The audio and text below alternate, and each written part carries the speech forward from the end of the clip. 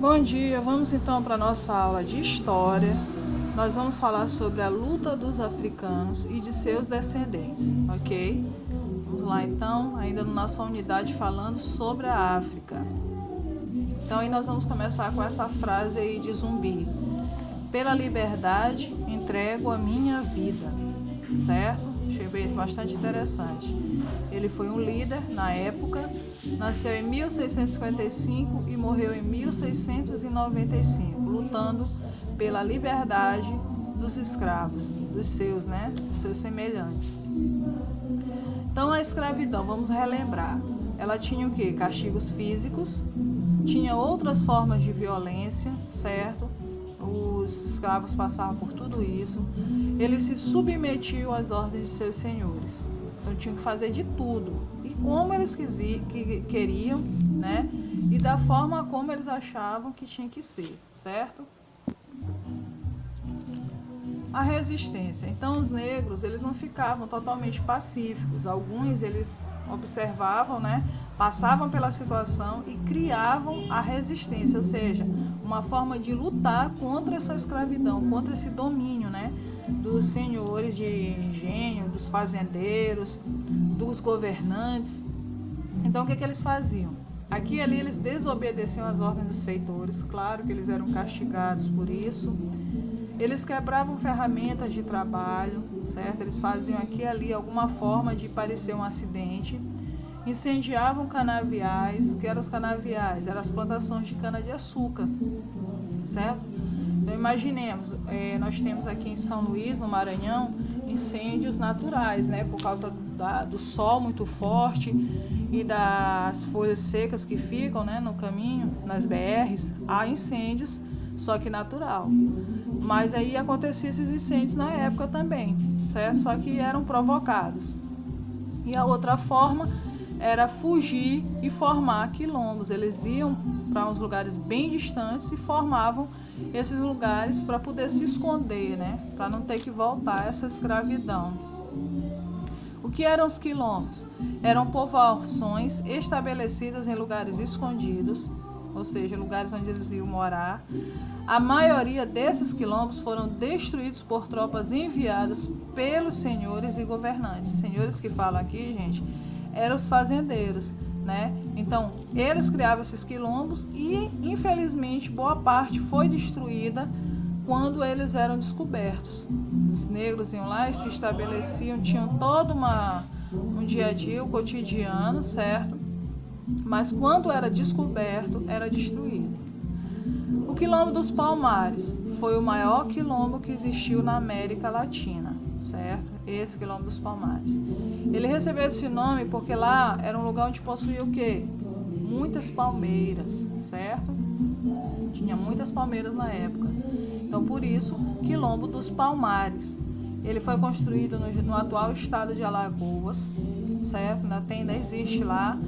Reuniu cerca de 20 mil habitantes, 20 mil negros, escravos, foram para lá, fugiram para lá.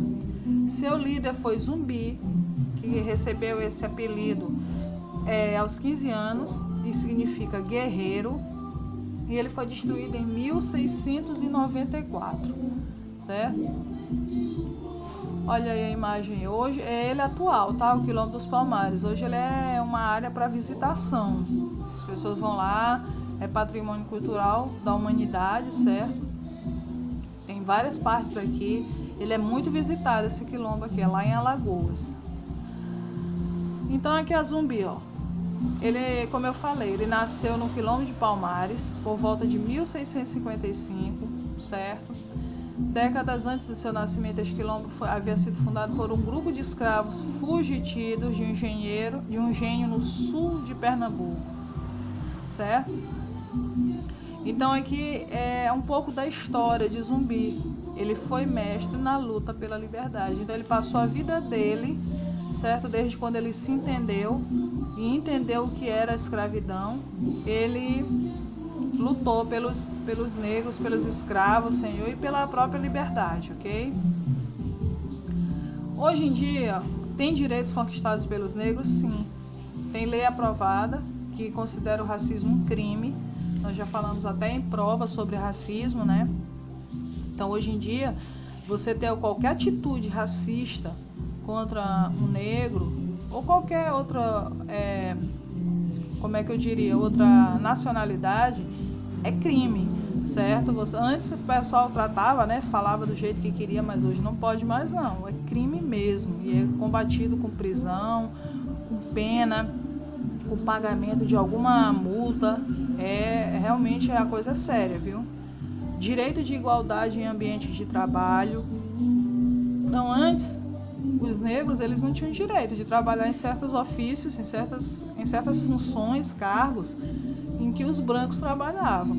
Ainda há luta hoje? Claro que sim. Tem lugares em que eles recebem bem menos e fazendo praticamente a mesma coisa que os brancos.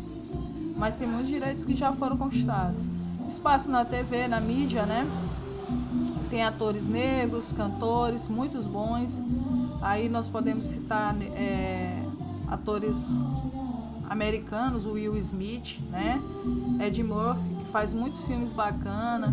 Temos também negros nas novelas brasileiras. Então isso aí já é direitos conquistados, ok? Temos negros médicos, são pessoas como outra qualquer, gente, tá? E acesso à universidade, que antes eles não tinham. É por cota. Pensem bem, qual foi a primeira faculdade, onde foi criada a primeira faculdade? Na África, né? Mas não tinha o direito aqui no Brasil. Mas agora já tem, certo? Dia da Consciência Negra. Ela é comemorada dia 20 de novembro. Essa data é considerada mais importante que a da abolição. Dia 13 de maio, que foi o dia da abolição da escravatura, ou seja, que acabou com a escravidão no Brasil, a data do Dia da Consciência Negra é mais importante do que essa. Ela foi escolhida porque em homenagem a Zumbi, certo? Zumbi quem foi? O líder, né, da resistência contra a escravidão. E ele era o líder do quê? Do Quilombo dos Palmares, certo? Comunidades quilombolas. Até hoje, depois que acabou essa questão da escravidão, tinha os quilombos e alguns lugares ficaram, né, permanecendo com a sua forma de vida, com o seu cotidiano. E hoje são conhecidas como comunidades quilombolas. O que são comunidades quilombolas? São grupos étnicos geralmente constituídos de população negra, rural ou urbana, descendentes de ex-escravizados. Então você vai encontrar lá outros tipos de pessoas, sim, mas predominantemente, ou seja, a maior parte das pessoas que vivem lá são descendentes de ex-escravos, certo? Então eles têm um dia normal, gente, tem escola lá, tem posto de saúde, tem toda uma estrutura nas comunidades quilombolas. E o mais bacana é que eles podem manter as suas tradições, a sua cultura, a sua forma de agir, certo? As pessoas que moram nessas comunidades, como é que elas são chamadas? São chamadas quilombolas, ok? Então, existem comunidades quilombolas até hoje, certo? E as pessoas que moram lá são quilombolas. Então, não pode ser invadida essas terras, é delas, né? Dessas pessoas, é um direito delas. Então, aqui é o mapa do Brasil, onde existe comunidades quilombolas. Vocês estão vendo aqui que esse verdinho mais escuro é de 500 ou mais comunidades quilombolas. E está onde? Ó? No Maranhão e na Bahia. Só para vocês terem uma noção, aqui no Maranhão nós temos em média para 600 e pouca comunidades quilombolas, certo? É o lugar onde mais tem comunidades quilombolas, é no Maranhão. Consegue até ter mais do que na Bahia. Temos de 0 a 8, certo? Esse mais fraquinho aqui, ó. Que são nessas áreas aqui do Minas Gerais, Distrito Federal, Goiás, né? Tocantins, certo? Aqui de 141 a 255 nessa área aqui, ó, certo? Então, vocês podem ver que as comunidades quilombolas permanecem vivas, né? E mantendo a tradição dos negros. Aí aqui tem uma média no Maranhão, certo? Tá? Temos aqui em São Luís, não, certo? Aqui uma comunidade, nós temos grupos que trabalham a questão dos negros, certo? Mas boa parte está nessa área aqui, ó, aqui no Maranhão, certo? Isso aí é uma foto de uma comunidade quilombola, certo? As pessoas que moram lá, pessoas que trabalham lá, que fazem todo um acompanhamento com a comunidade. E para vocês verem que é uma rotina normal, é que é uma sala de aula, viu? Deles. Então é toda uma estrutura. O próximo slide nós vamos ver um resumo sobre os africanos, sobre tudo que eles passaram e as comunidades quilombolas e os direitos que eles conseguiram até hoje. Tá legal?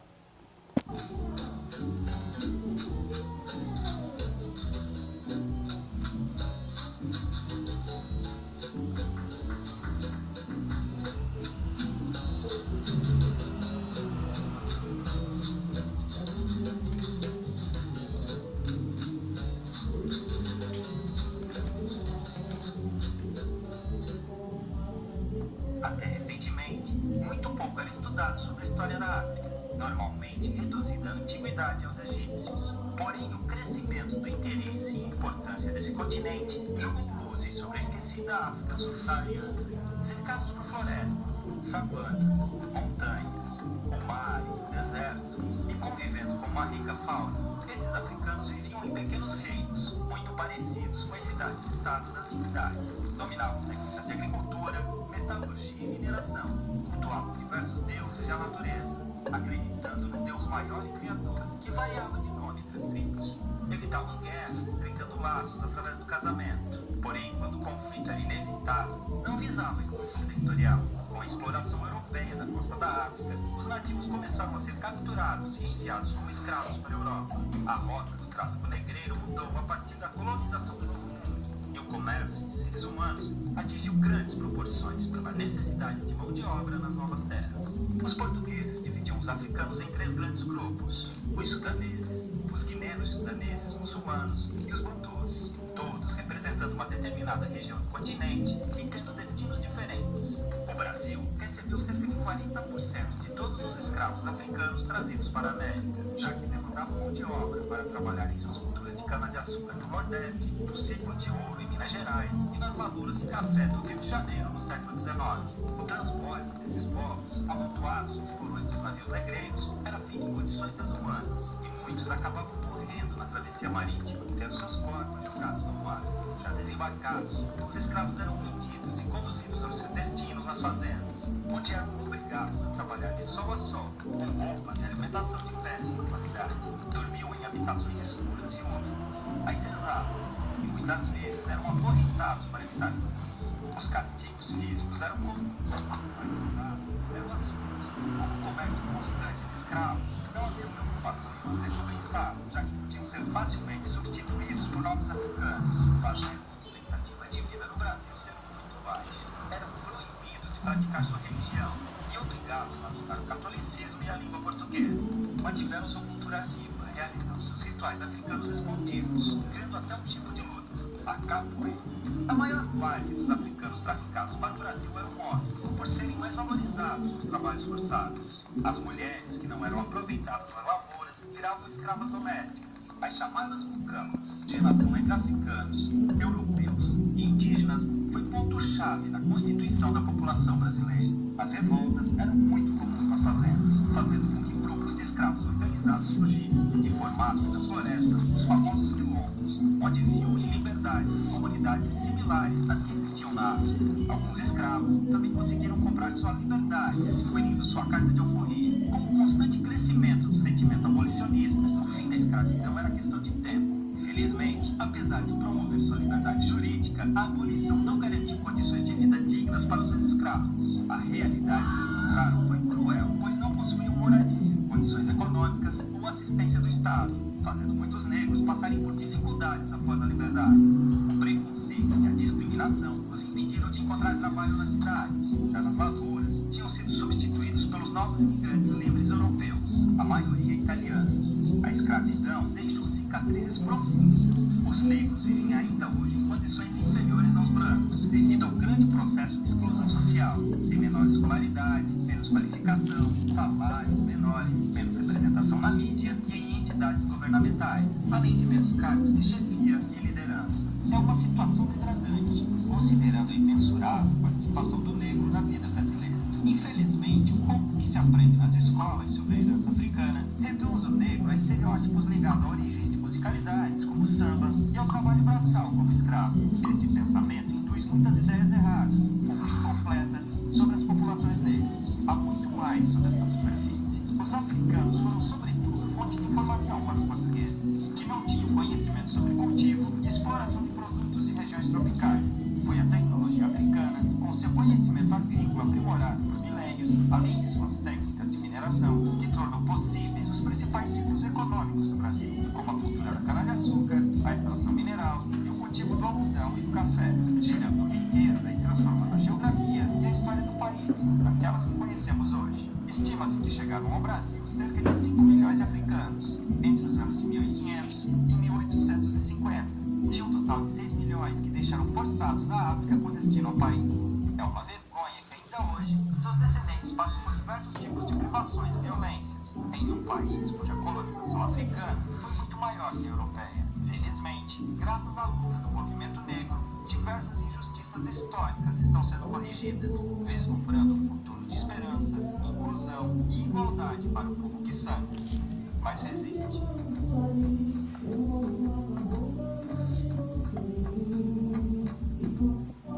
Então isso aí, gente, esse vídeo mostrou bastante, né, tudo que a gente já viu, certo? E até hoje, os negros, eles lutam por seus direitos, muitos já foram reconhecidos, né? E ainda a luta continua, certo? E eu espero que vocês tenham entendido a aula, perdão aí o barulho, as interrupções externas, tá bom?